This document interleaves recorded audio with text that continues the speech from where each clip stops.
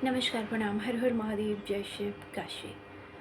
आज हम आपको बताने जा रहे हैं एक ऐसी बात जो आप सभी के जीवन में समझने की ज़रूरत है और हमेशा प्रैक्टिकल रहना बहुत ज़रूरी है। देखिए, आए दिन लोग मुझसे मिलते हैं और कहते हैं कि हमारे गुरु थे अब नहीं हैं। कुछ लोग कहते हैं हमारे गुरु थे और अभी भी हैं, ठीक है। और हमने गुरु दीक्षा ली है और अभी वो कोई नियम नहीं करते। और किसी का कहना है कि हमने गुरु दीक्षा ली थी, उसके बाद हमने जल प्रवाहित कर लिया। अलग अलग व्यक्ति का अलग अलग प्रश्न। और कुछ लोगों का ऐसा कहना होता है कि हमारे गुरु ने हमें अलग अलग बात बताई है, ठीक है। आइए जानते हैं गुरु, बहुत बड़ा शब्द, क्योंकि माता पिता के बाद एक गुरु का स्थान होता है जो हमारे जीवन को बदल सकते हैं, हमारे जीवन के लक्ष्य को एक अच्छी दिशा को दे सकते हैं। एक अच्छा गुरु आपको वो सिखा सकता है, एक अच्छा गुरु आपके मार्गदर्शन कर सकते हैं, एक अच्छा गुरु आपके सुख और दुख में साथ दे सकते हैं।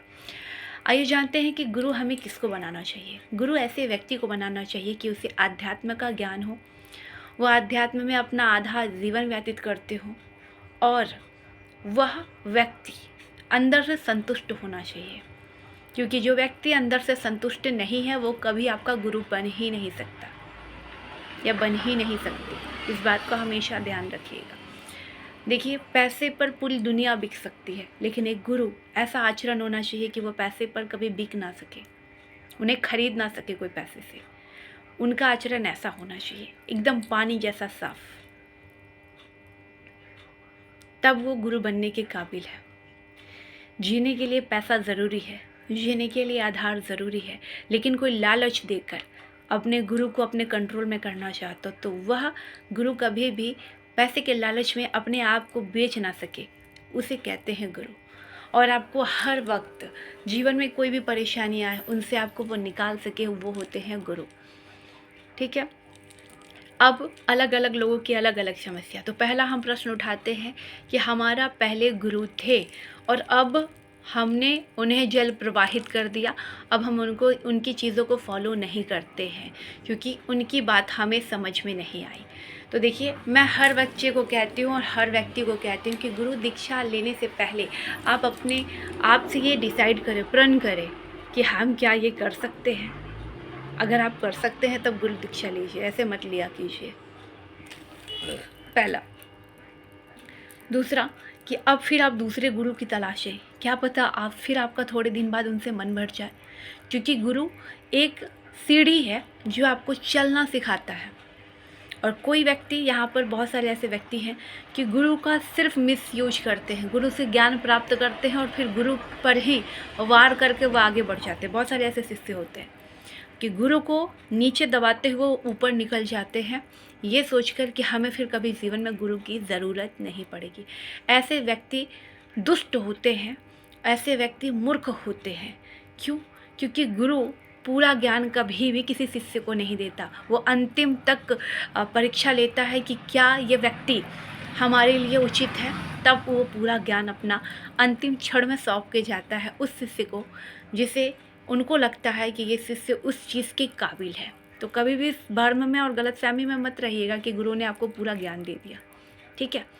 हमेशा देखिएगा, गुरु दोनों हाथ से आशीर्वाद नहीं देते। जो गुरु पूरा दोनों हाथ से आशीर्वाद देते तो वो आपको अच्छे से आशीर्वाद दे रहे हैं। जो गुरु आपको एक हाथ से आशीर्वाद दे रहे हैं तो वो सिर्फ आपको देख रहे हैं कि क्या आप उसके लिए ठीक है, क्योंकि गुरु का जो पूरा आशीर्वाद होता है ना, अगर वो किसी को मिल जाए तो उस पर गुरु कृपा हो जाती है, ठीक है।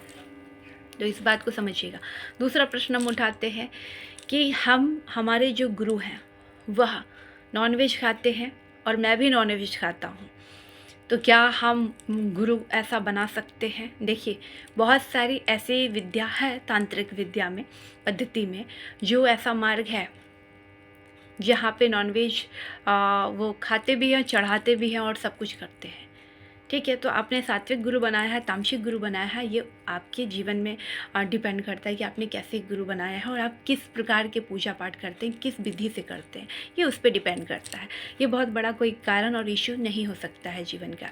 लेकिन हाँ, यह अगर व्यक्ति इससे भी कुछ अलग चीज़ में जाता है, लोगों का दुरुपयोग करता है, दुराचारी है, लोगों को परेशान करता है तो ऐसा व्यक्ति को गुरु नहीं बनाना चाहिए, या दुष्ट कर्मों में लीन रहता है तो नहीं बनाना चाहिए ऐसा गुरु।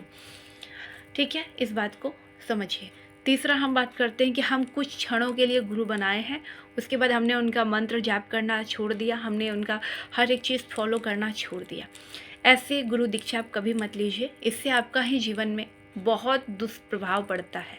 किसी भी चीज़ को आधा अधूरा करना, मतलब आपने थोड़ा सा कुछ दिन किया फिर छोड़ देना, वो आपके जीवन में कभी भी अच्छा फलित परिणाम नहीं दे सकता, वो हमेशा कुछ ना कुछ तकलीफ देकर जाएगा आपके जीवन में। तो ऐसी चीज़ करने से पहले 10 बार सोचें। चौथी बात हम ये बताना चाहेंगे आपको कि बहुत लोग इच्छुक होते हैं गुरु दीक्षा के लिए, समर्पण त्याग सब कुछ करने के लिए, लेकिन वह कुछ पलों का होता है, उसके बाद वह अपना इसमें मन नहीं लगाते। तो ऐसे लोगों के लिए भी गुरु दीक्षा नहीं होती। समर्पण ज़रूरी है, भक्ति ज़रूरी है, भाव ज़रूरी है, तब जाकर गुरु दीक्षा की प्राप्ति होती है। अभी रिसेंटली मुझे एक आदमी मिला और उसने कहा कि हमारे ऊपर गुरु की कृपा है, तो हम मंत्र जाप उनका किए हैं तो कभी मेरे जीवन में नज़र दोष नहीं लग सकता, मुझे कभी ब्लैक मैजिक नहीं हो सकता, ये वो दुनिया भर की चीज़ें। और मैं बताती हूँ, उसके हर काम में, धंधे में, हर चीज़ में बंधन था, स्वयं उस व्यक्ति पर भी। पूछिए क्यों? वो आधा से अधूरा बात झूठ बोल रहा था, लेकिन हम उसकी बात को सामने से बोल भी रहे थे, फिर भी वो अपनी हाँक रहा था, मतलब अपनी बातों को, अपने चीज़ों को बोल रहा था। वो चाहता था कि मैं उसका पूजा पाठ कर दूँ, मैं उसको ठीक कर